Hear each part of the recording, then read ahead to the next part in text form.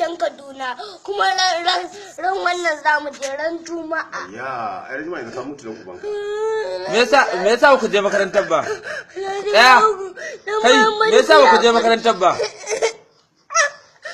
Me yasa wannan ne da wallahi da an ban san ma wannan ba na ran. Wa ya tsallako da kai to? Kaga wannan ba ya tsallako da datewa da tarewa.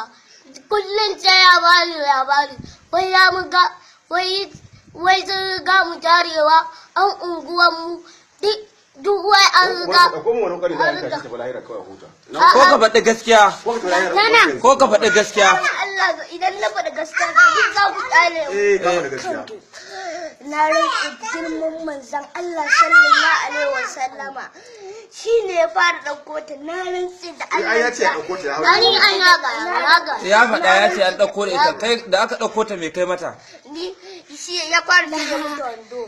Sai ni ma na kaga na dauke ta kaga na dauke ta ni na mayar muta da Waye ce da aka kashe ta a shaƙe ta? Wannan ne ya ce kaga tana zubowa tana da ta wani guri to ba je ka yi mun ruwa ta gaje ina hau da ita shine ya cire mata wando wai don kai ta kuka ta kama ta yi mata haka ya rufe mata fuska inna lillahi wa wani ihun na ji na hau ai.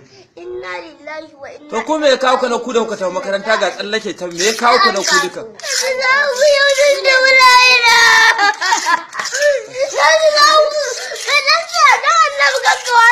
Ka gani a cikin gidan mu idan na taba cire wa yarinya wando da annabi a cikin gidan mu dan yara su Ba wani zuwa gidanku da za'a yi. Za a ƙara.